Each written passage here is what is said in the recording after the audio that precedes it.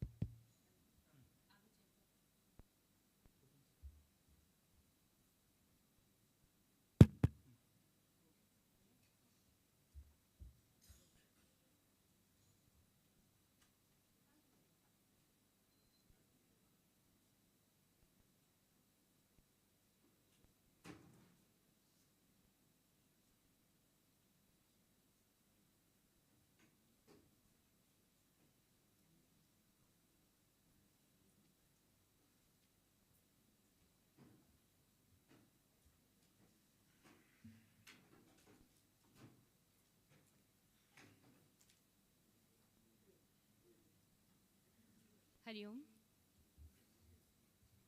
Switch on करो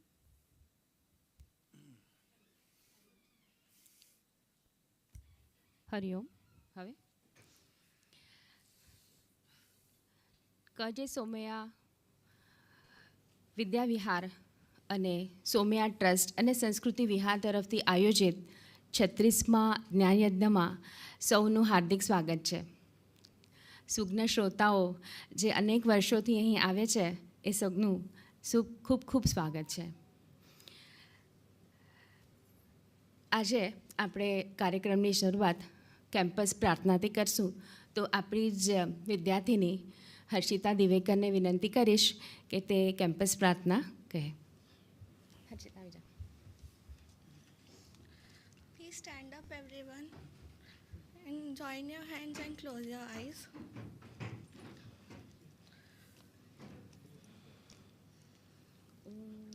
Om Purnamada Purnamidam Purnat Purnamudachyate Purnasya Purnamadaya Purnamevavashishyate. Om ईशावास्यमिदं सर्वं यत्किञ्च जगत्यां जगत् तेन त्यक्तेन भुञ्जीता मा गृधः कस्य सिद्धनं. मूकं करोति वाचालं पङ्गुं लङ्घयते गिरिं यत्कृपातमहं वन्दे परमानन्दमाधवम्. ॐ प्रणो देवी सरस्वती वाजेभिर्वाजिनीवती जीनामनित्यवतु. ॐ चोदयित्री सुनृतानां चेतन्ती सुमतीनां यज्ञं दधे सरस्वती. ॐ असतो मा सद्गमय तमसो मा ज्योतिर्गमय मृत्युर्मा अमृतं गमय. ॐ सहनाववतु सहनौ भुनक्तु सह वीर्यं करवावहै तेजस्विनामधीतमस्तु मा विद्विषावहै. ॐ सर्वेत्र सुखिनः सन्तु सर्वे सन्तु निरामया सर्वे भद्राणि पश्यन्तु मा कश्चित् दुःखमाप्नुयात्. ॐ शान्तिः शान्तिः शान्तिः.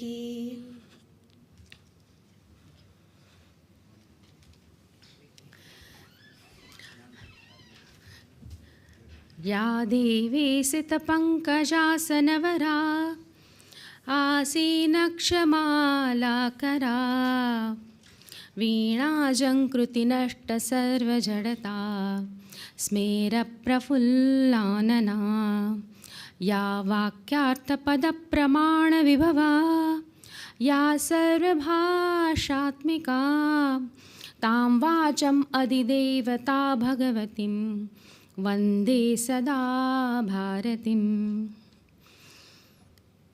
ब्रह्मानन्दं परमसुखदं केवलं ज्ञानमूर्तिं द्वन्द्वातीतं गगनसदृशं सर्वधी साक्षिभूतं भाव एकं नित्यं विमलमचलं सर्वधी साक्षिभूतं भावातीतं त्रिगुणरहितं सद्गुरुं तं नमामि।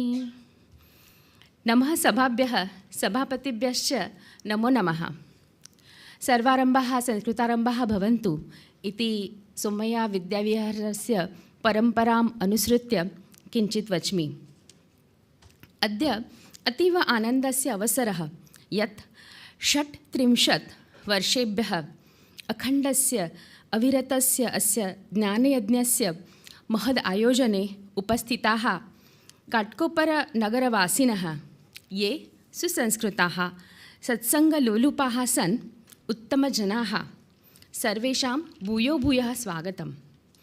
प्रथमतः वयं धन्यवादान् वितरामः अस्मद् सोमय्या विद्याविहार विश्वस्तनिधेः संस्थापकानां ब्रह्मभूयगतानां पद्मभूषणपदविभूषितानां सोमय्या कुलोत्पन्नानां श्रीमन्तां कर्मसिंहमहाभागानां येषां प्रेरणया एतद् आयोजनम्। अपरतः तेषां पुत्ररत्नानां श्रीमन्तां शान्तिलाल् महाभागानां येषां तु भव्यतां नीतः अयं महोत्सवः। अपरः तु तेषां पुत्ररत्नानाम् अभियान्त्रिकीविशारदानां विदेशे उच्चशिक्षणप्राप्तानाम् अस्मत्सङ्कुलस्य कुलपतिपदभूषमाणानां श्रीमन्तां समीरमहाभागानां येन यूट्यूब् आदिमाध्यमेन अखिलविश्वे भारतीय आध्यात्मिकं ज्ञानम् अन्ताराष्ट्रीयस्तरे नीयमाणानां तां सर्वान् वन्दे। इदम् आयोजनस्य मुख्यसंयोजिका ठक्करकुलवधू रवास्या महाभागानां पौत्री उर्मिमहाभागानाम् अपि च अस्माकं महाविद्यालयस्य प्राचार्यपदे विराजमानानां पवारकुलोत्पन्नाः किशनमहाभागानाम् अपि धन्यवादान् वितरामि। प्रथमं तु अहं स्वामिनः विनन्तिं करोमि यत् दीपप्राज्वल्येन अस्माकं महोत्सवः शुभारम्भः करोतु। तेषां कृते हेमाली भगिनी अपि च प्रकाश सोनी महोदयान् अपि आह्वये।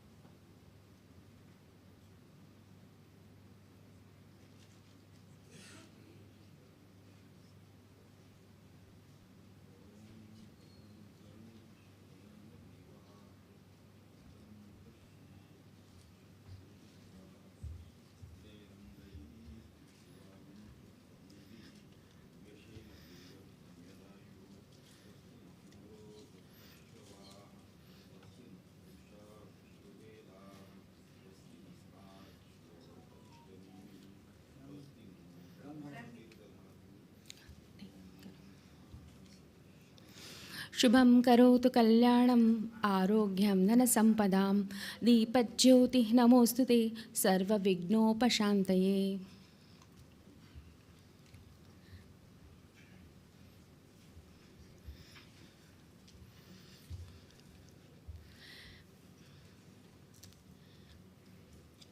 महाभागानां परिचयं तु सूर्ये दीपदर्शनमिव। सूज्ञश्रोतृगणानां कृते ते तु न अपरिचिताः। नैके वर्षेऽस्मिन् अत्र आगत्य मधुरवाणी सरल उपदेशेन ज्ञानमयः प्रदीपः तु प्रज्वालितः एव। तेषां सम्मानार्थं अस्माकं मध्ये विराजमानाः अजितठक्कर् महाभागाः अपि च शङ्करभाई दावड़ा महोदयान् आमन्त्रये शाल अर्पणेन स्वागतं करोतु। अपि च श्रीफलं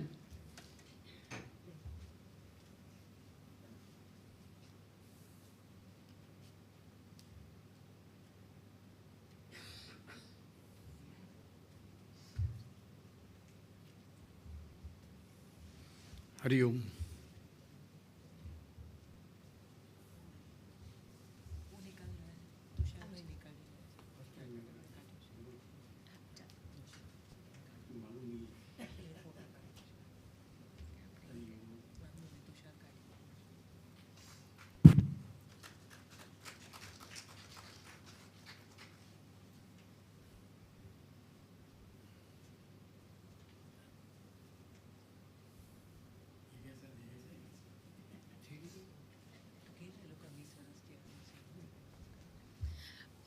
શંકરભાઈ વાવડા 25 વર્ષથી અહીં પધારે છે અને અજીતભાઈ ઠક્કર 21 વર્ષથી અહીં હરરોજ જ્ઞાનયજ્ઞમાં સંમિલિત થાય છે, તો એ માટે આજને એમના હાથે સન્માન કરાયું છે. હરિઓમ.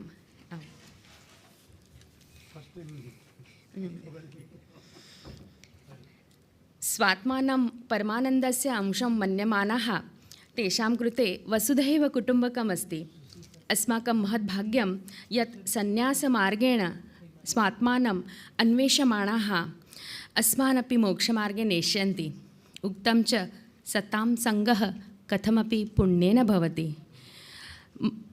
મહંતાં પૂજ્યપાદાન અવધૂત મહાભાગાન અમૃતવર્ષાં કૃતે પ્રાર્થયામિ.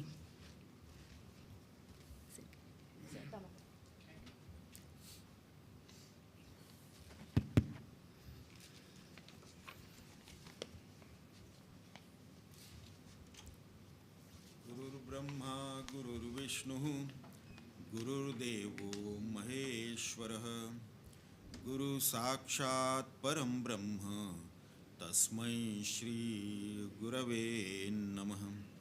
तस्मै श्री गुरवे नमः. सदाशिवसमारम्भां शङ्कराचार्यमध्यमाम् अस्मदाचार्यपर्यन्तां वंदे गुरु परंपरा.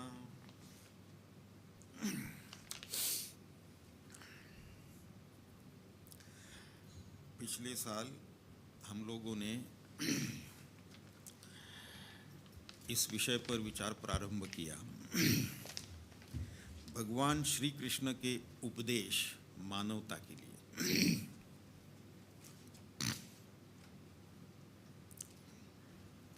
तो ये भी विचार किया गया कि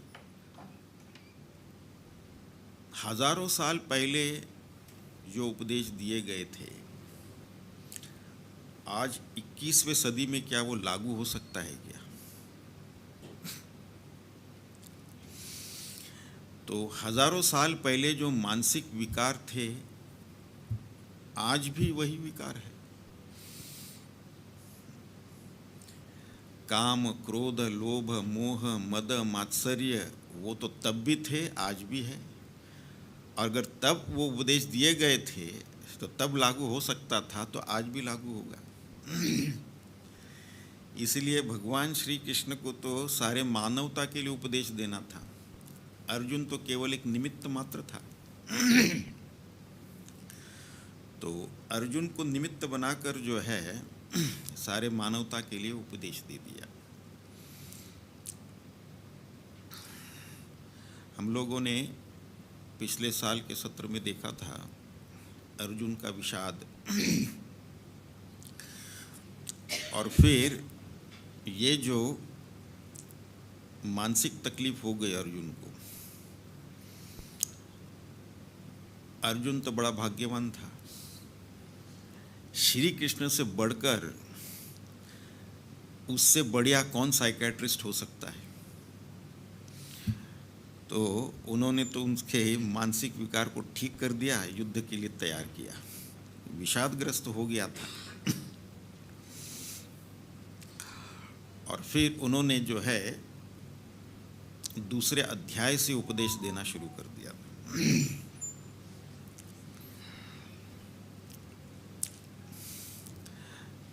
पहले अध्याय में तो सुनते रहे ये क्या क्या बोल रहा है,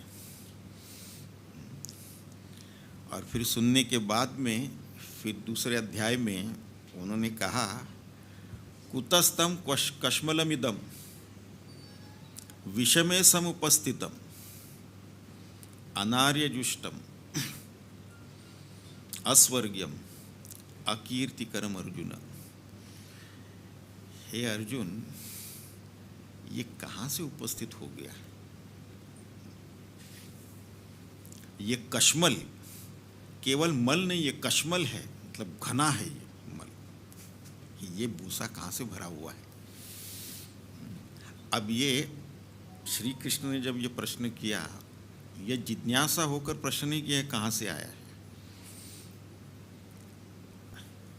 ये तो एक अपेक्षा जताई है कि ये तो तुम में आना ही नहीं चाहिए, होना ही नहीं चाहिए।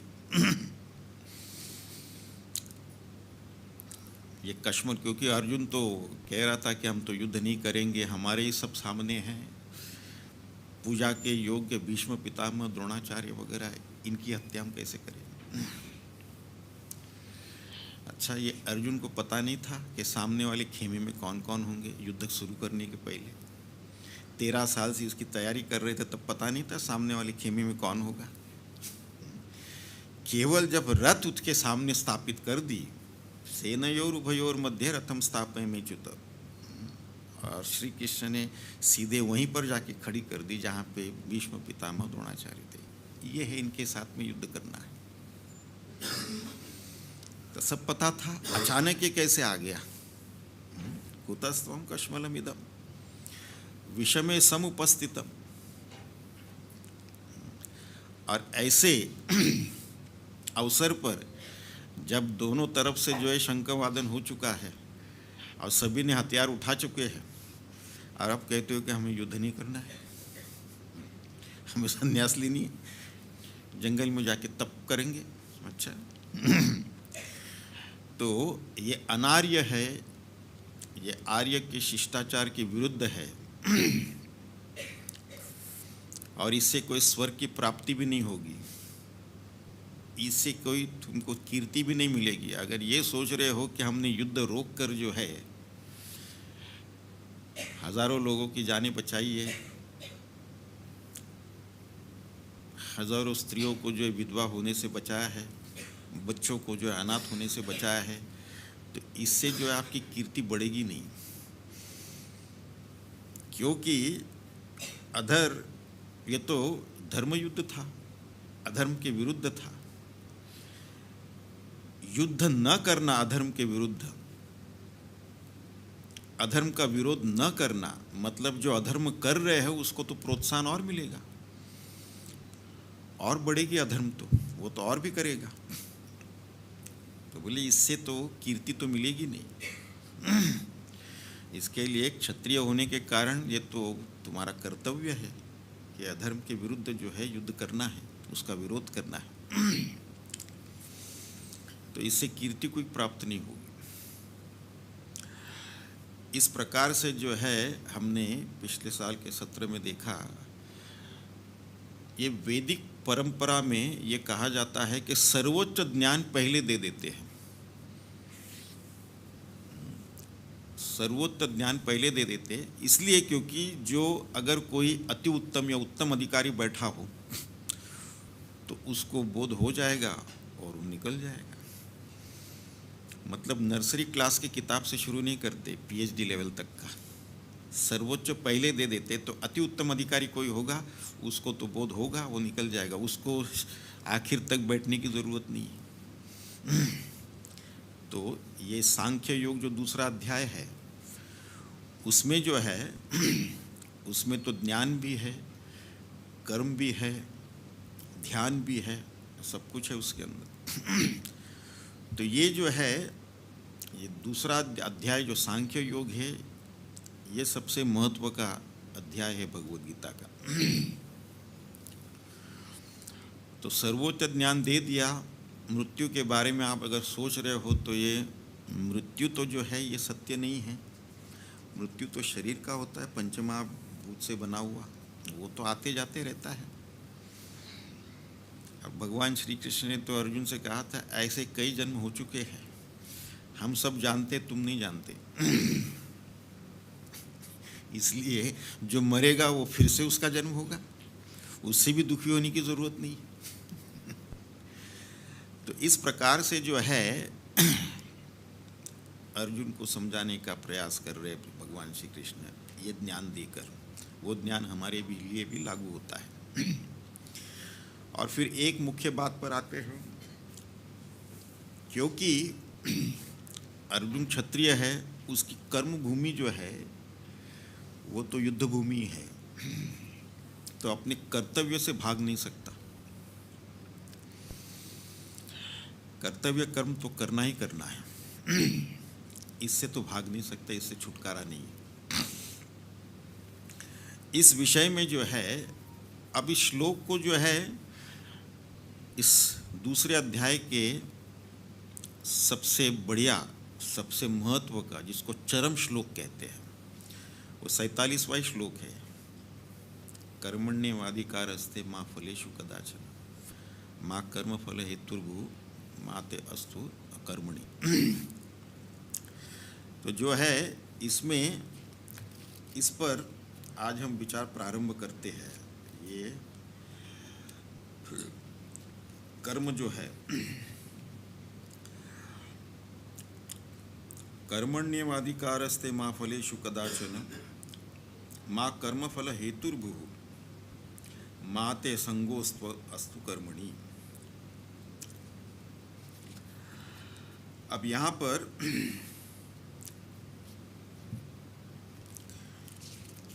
भगवान कहते हैं कि कर्मणि एव अधिकारते,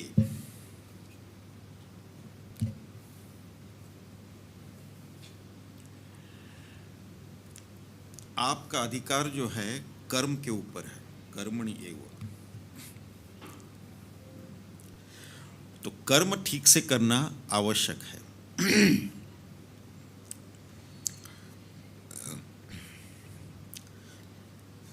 जब कर्म केवल तृप्ति के लिए करते हैं, या फिर जो है देह के लिए करते हैं, इंद्रियों के लिए करते हैं, या अपने मन के अनुसार करते हैं, मन के लिए करते हैं, भोक्ता बनकर करते हैं, तो फिर ये जो है ये सकाम कर्म हो गया।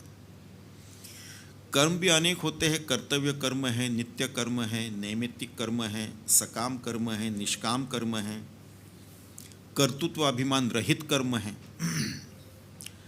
अलग अलग प्रकार से जो है कर्म किए जा रहे हैं। तो जब ये कर्म समाज के लिए किया जाता है, देश के लिए किया जाता है, संसार के लिए, जगत के लिए किया जाता है, धर्म के लिए किया जाता है, तब फिर वो निष्काम कर्म होता है। कर्म जब हम ईश्वर के लिए करते हैं,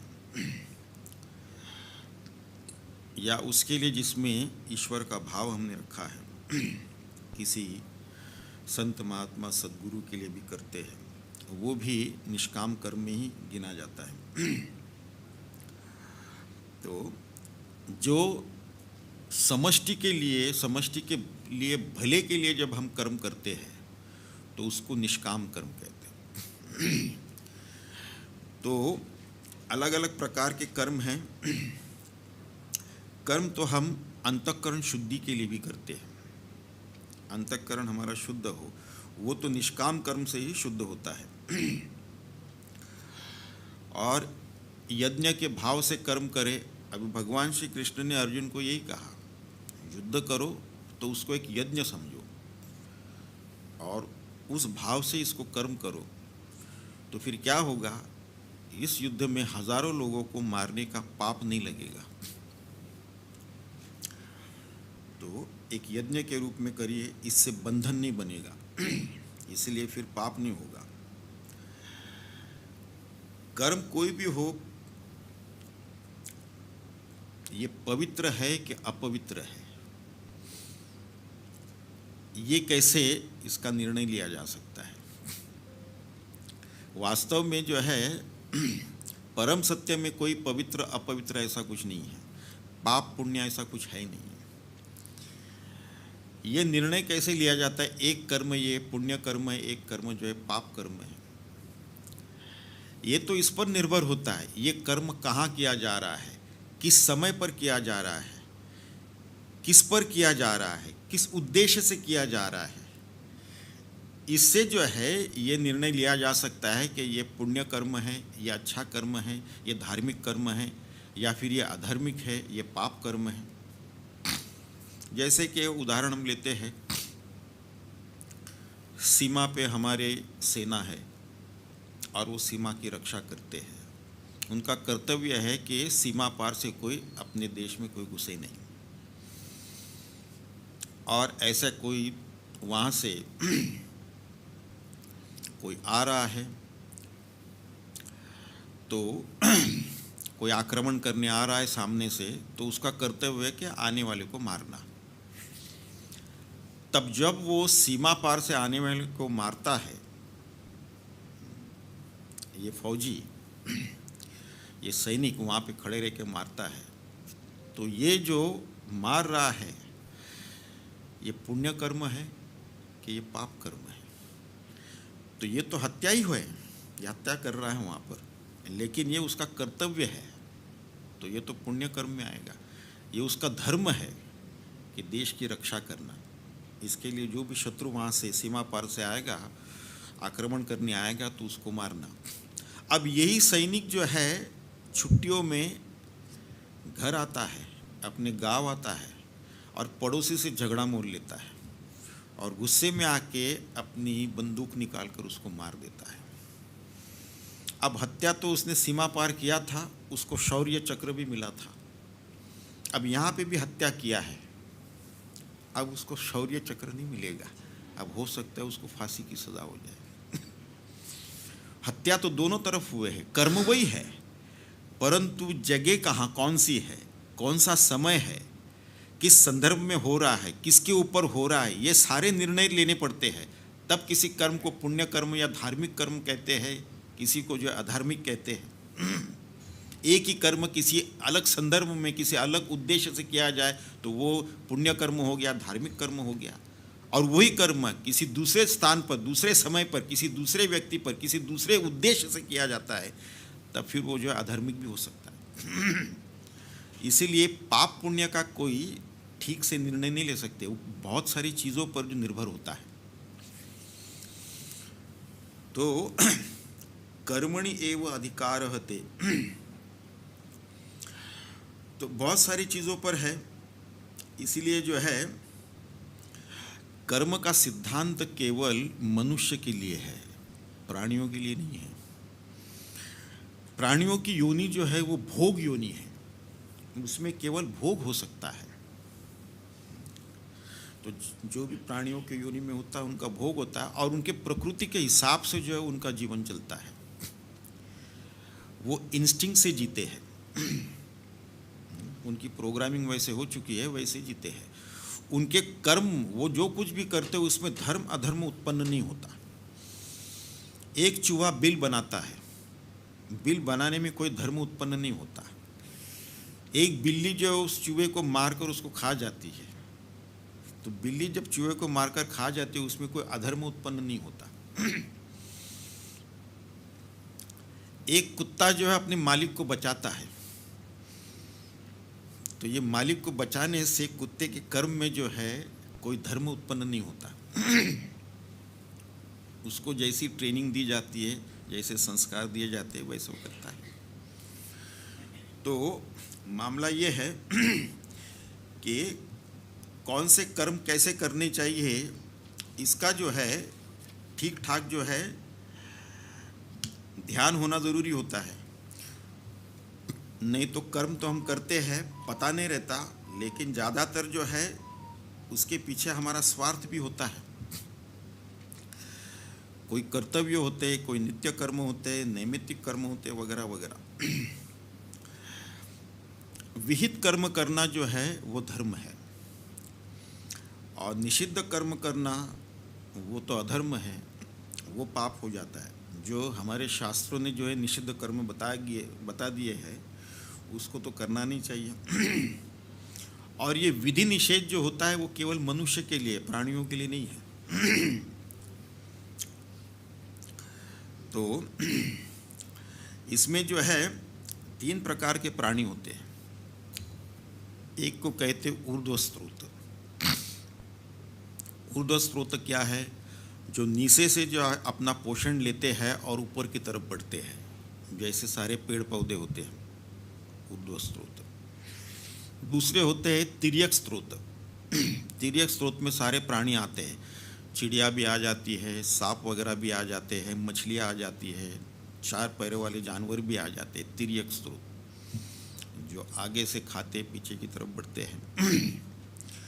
और फिर जो है अधः स्रोत, जो ऊपर से खाते नीचे की तरफ बढ़ते। मनुष्य, तो मनुष्य योनि के लिए ही ये कर्म बताया गया, और ये प्राणियों के लिए ये नहीं है।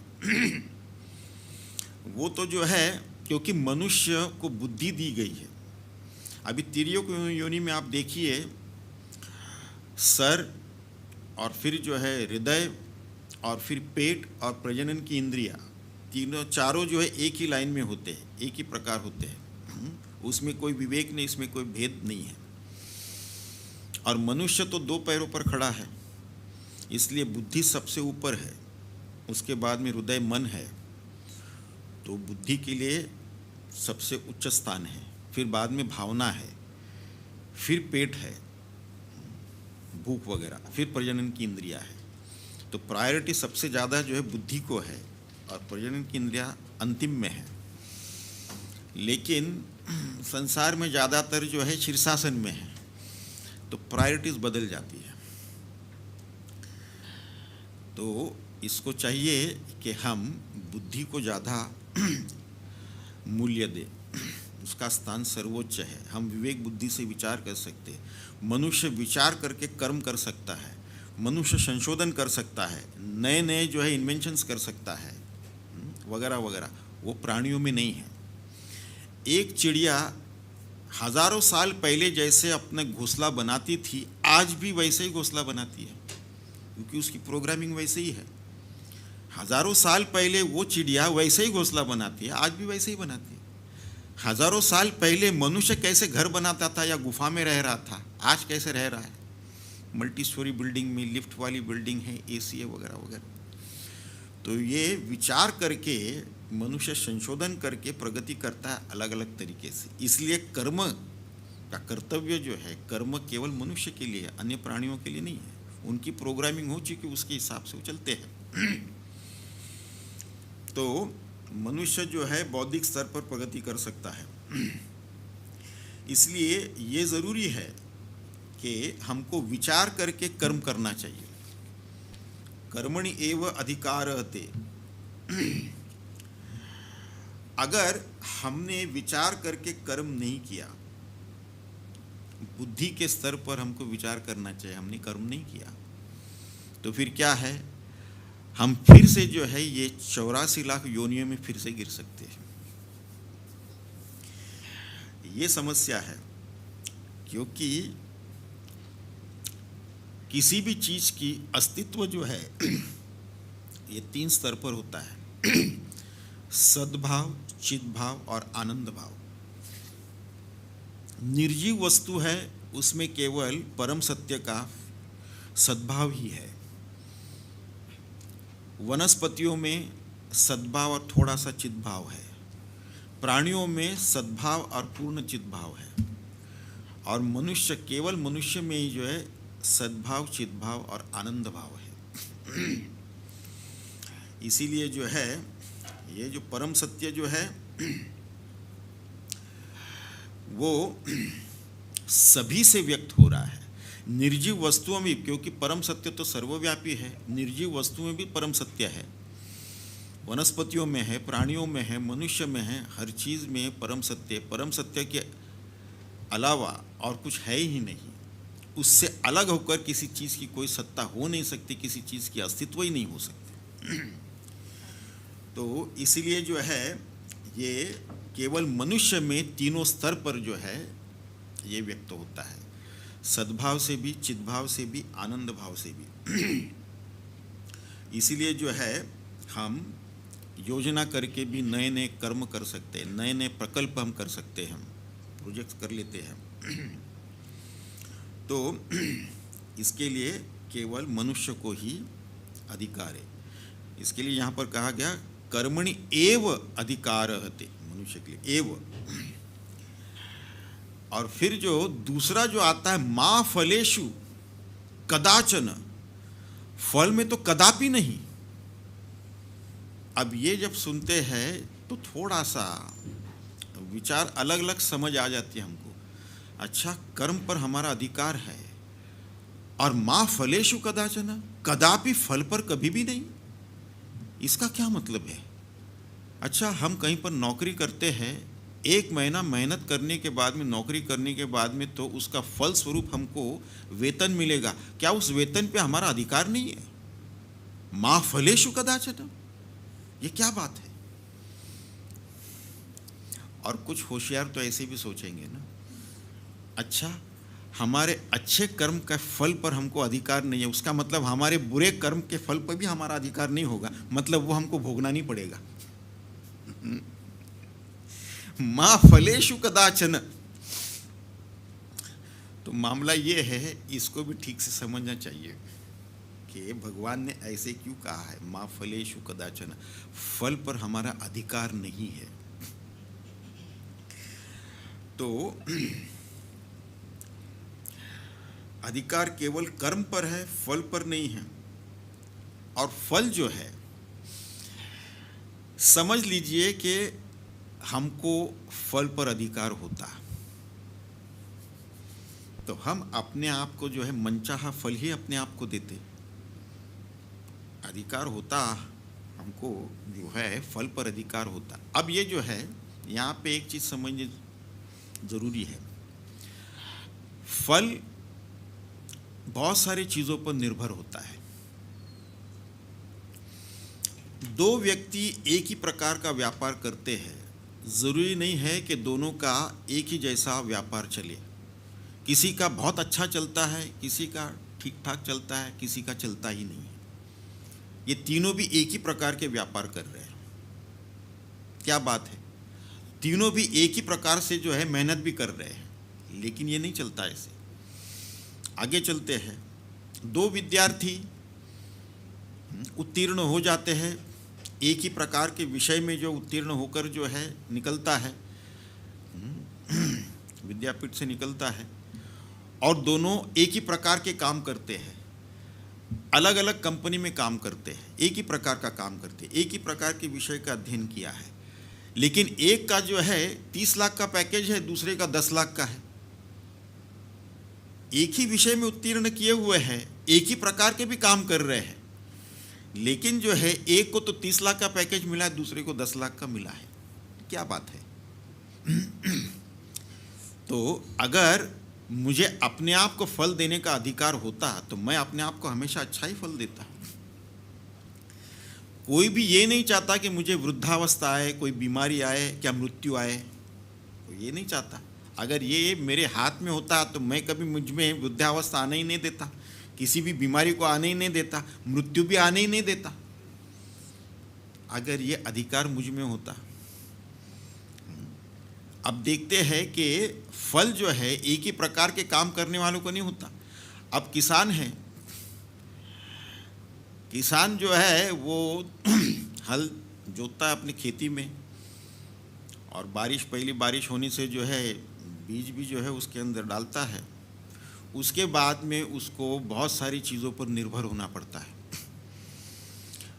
बारिश समय पे हो, पर्याप्त मात्रा में हो, ज़्यादा भी न हो, कम भी न हो, योग्य समय पर हो, योग्य काल के लिए हो, ये सारी उसके हाथ में नहीं है। मा फलेषु कदाचन, और उस पर फिर निर्भर होता है उसकी फसल कैसी होगी। तो वो उसके हाथ में नहीं है। तो कर्मणि एव अधिकार, कर्म करो। अभी किसान ने कर्म तो कर दिया, हल तो जोत दिया, बीज भी डाल दिया उसमें, अब बाकी का आगे का काम का उसका कोई नियंत्रण नहीं है। बारिश आएगा नहीं आएगा, क्या मात्रा में आएगा, कितने समय तक आएगा, कितने समय तक, उसका कोई नियंत्रण नहीं है। प्रकृति कुछ करती है। अभी तो हम लोगों ने देखा, ये कोविड हो गया था, कोविड में कितने जो है व्यापार बंद हो गए, कितने लोगों की नौकरियां चली गई। ये प्रकृति का खेल है। किसी का बढ़िया चल रहा था कोविड के पहले, बाद में ठंडा पड़ गया। किसी का कोविड के टाइम पे बढ़िया चलने लग गया और किसी का तो कोविड के बाद बढ़िया चलने लग गया। तो इसके ऊपर हमारा क्या नियंत्रण है? मा फलेषु कदाचन। तो बात तो ये है, बहुत सारी चीज़ें जो है ये, एक तो कामना, फिर कर्ता, फिर कर्म और कर्म फल, ये चार चीज़ें जो है इसमें इन्वॉल्व होते हैं फल प्राप्ति में, कोई भी कर्म करने में। तो ये जो है अगर कामना होगी तो फिर कर्ता होगा, करते में ही तो कामना होती है। मुझे इच्छा हो गई कुछ प्राप्त करने की थी, तो मैं ये चीज़ करूँगा तो मुझे वो प्राप्त होगा। तो इस प्रकार से जो है, और फिर वही जो है प्राप्त होने के बाद में वही करता है, फिर वो भोगता हो जाता है, उस प्राप्त हुए फल का जो है भोग लेता है।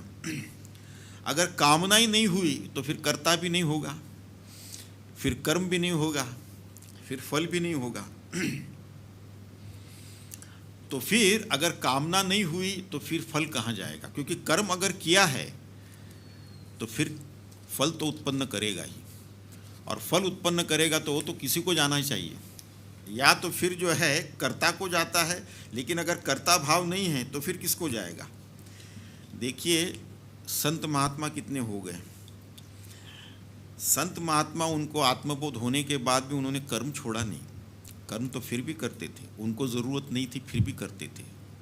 उनसे भी जो है सकारात्मक या नकारात्मक कर्म उनसे भी होते हैं, लेकिन क्योंकि इन्होंने अपने स्वरूप का बोध कर लिया है तो अहंकार उनका गल गया, इसके लिए कर्ता भाव नहीं रहा। तो कर्ता भाव न होने के कारण कर्म फल के अधिकार नहीं है वो। तो भोले वन सकारात्मक कर्म हो या नकारात्मक कर्म हो, उसका कोई उनका अधिकार नहीं है, क्योंकि अहंकार ही नहीं रहा, कर्ता भाव ही नहीं रहा। तो फिर उन्होंने किया हुआ कर्म का फल किसको जाएगा? तो वो तो जो है ईश्वर के पास जाता है, या उनके जो सेवक है, अच्छे कर्म का फल जो है, सकारात्मक कर्म का फल तो उनके सेवक को जाता है, और उनके नकारात्मक कर्म का फल जो है वो उनके निंदक को जाता है। कर्म किया है तो फल देगा, लेकिन कर्ता भाव नहीं है तो हमको नहीं लगेगा। हमारी साधना संस्कार क्या है? ये नहीं कि किसी नए चीज को जानना। हमने लाखों करोड़ों जन्म ले चुके, और लाखों करोड़ों जन्म में जो है एक तो अज्ञानता हमारे स्वरूप का, इसलिए तो ये जन्म हो रहे हैं, अपने स्वरूप की अज्ञानता है। हम साक्षात में कौन है वो हम नहीं जानते, उसकी अज्ञानता है। और हमने अज्ञानतावश किसी और चीज़ को अपना स्वरूप मान लिया। मैं ये पंचमहाभूतों का बना हुआ शरीर हूँ, मैं इंद्रिय हूँ, मैं प्राण हूँ, मैं मन और मन की भावनाएं हूँ, मैं बुद्धि और बुद्धि के विचार हूँ, वगैरह वगैरह। तो इसको मानने के बाद में इसके तृप्ति के लिए मैं अलग अलग कर्म करने लग गया, मैं अलग अलग विचार आने लग गए मन में, मुझे इस चीज़ से तृप्ति मिलेगी, मुझे इस चीज़ को प्राप्त करना है, मुझे इस चीज़ को ऐसे करना है, इससे मुझे तृप्ति मिलेगी, और बहुत सारे जो है ज्ञान हमने प्राप्त कर लिया। ये संसार के ज्ञान ही है वो, कोई आध्यात्मिक ज्ञान थोड़ी ना है।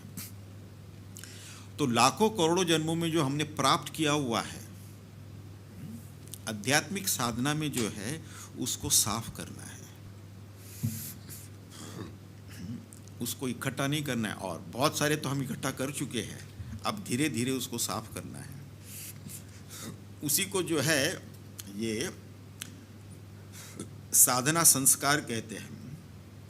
इसमें नया ज्ञान प्राप्त नहीं करना है। तत्व ज्ञान क्या है? ये संस्कार आधान नहीं है, ये तो संस्कार प्रक्षालन है तत्व ज्ञान। इसको सफा करना। तो हम लोगों ने इतने जन्मों में जो है संस्कार है, विचार है, भावना है, अलग अलग जो चीज़ें हैं, तो इससे हमको छुटकारा पाना है। क्योंकि इससे जो है ये क्यों हमारे मन में आया है, बुद्धि में आया है, क्योंकि हमारा अज्ञानतावश तादात्म्य किसी और चीज़ से हो गई, और उसी के कारण जो है हमने ये सारा इकट्ठा कर लिया।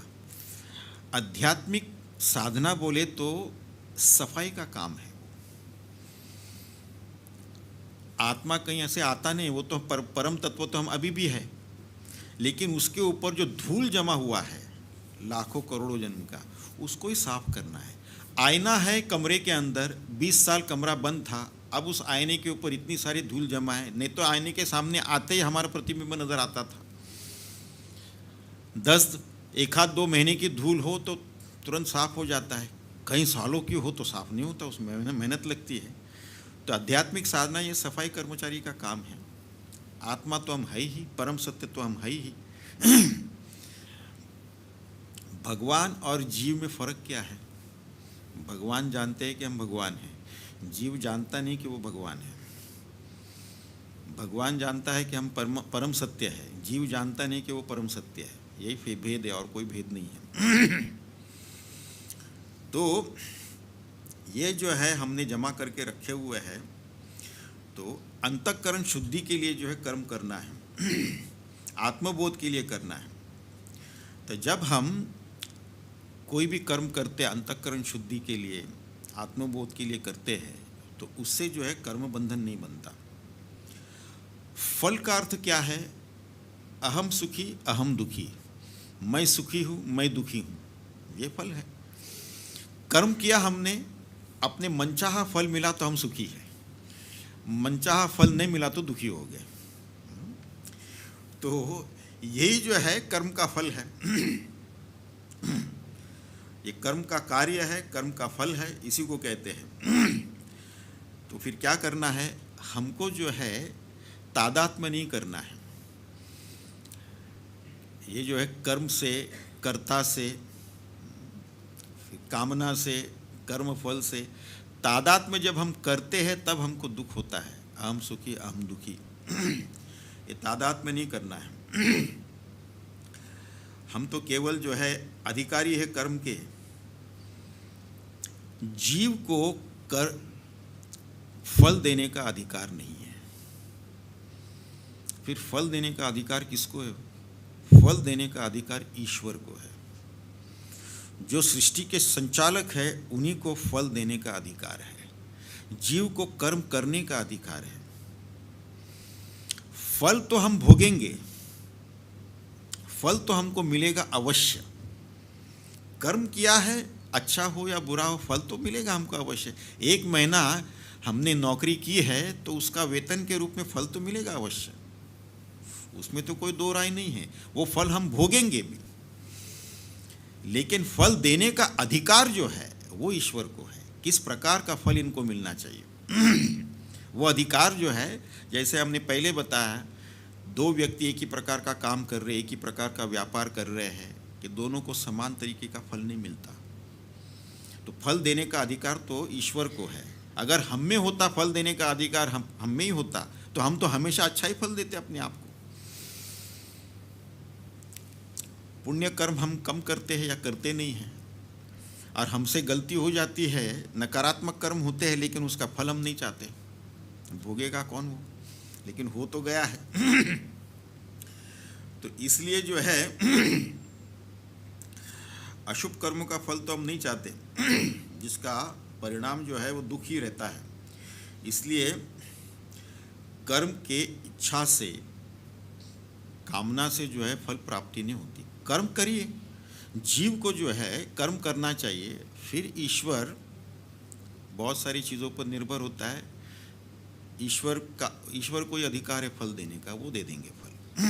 क्योंकि हमारे पूर्व जन्म संस्कार क्या है, पूर्व जन्म संस्कार के अलावा जो है हमने पूर्व जन्म किए हुए कर्म के अनुसार जो है हमको ये फल मिला हुआ है। तो इसीलिए जो है ये जानना ज़रूरी है कि क्या हम अपने आप को फल दे सकते हैं। ये अधिकार माँ फलेषु कदाचन, इसका ये है कि ये नहीं है कि हमको कर्म फल के ऊपर अधिकार नहीं है। हमको तो जो है जो कर्म करेंगे उसका फल मिलेगा, उसका अधिकार है, उसको भोगने का अधिकार है, अच्छा हो या बुरा हो वो सब कुछ है।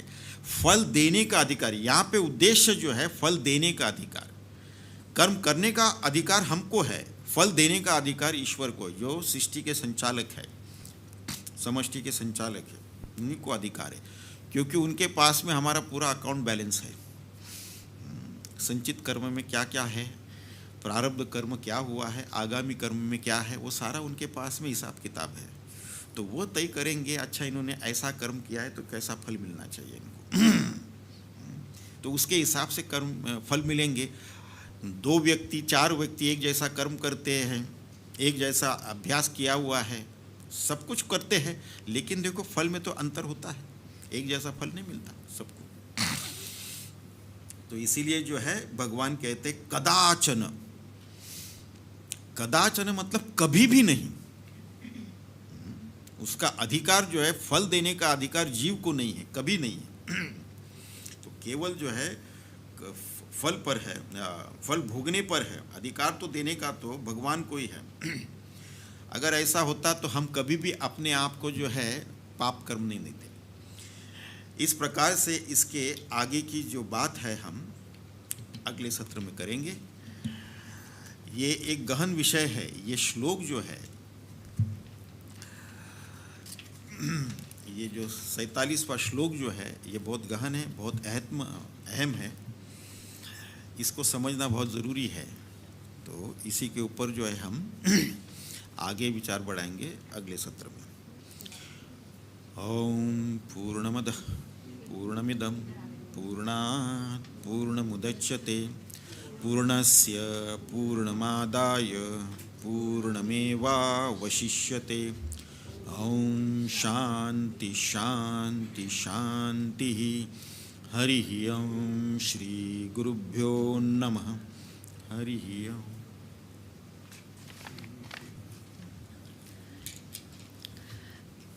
ખૂબ ખૂબ ધન્યવાદ સ્વામીજીનો. આજના કર્મના સિદ્ધાંતના ગહન વિષય ઉપર આપને સૌને પ્રેરણા આપવા માટે હું સ્વામીજીનો ખૂબ ખૂબ આભાર માનું છું.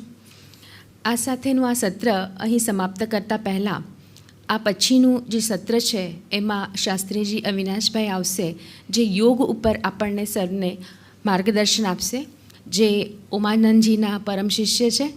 તો આમ આ સત્ર, બીજા સત્ર માટે પણ તમને આમંત્રણ છે. આ સાથે આ પહેલું સત્ર અહીં સમાપ્ત કરીએ છીએ. બધાને પ્રસાદ લઈને જવા વિનંતી. સાંજનું સત્ર સાંજે હિના બદિયાની છે. હા, શ્રી શૃંગાર ગ્રુપ તરફથી હિના બદિયાનીનો સાંજનો કાર્યક્રમ છે.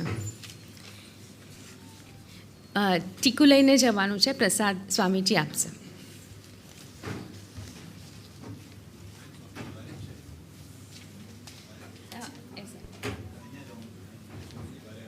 હા, અહીંયા સોફા છે ને. હા, અંદર અંદર છે આ સાઈડ.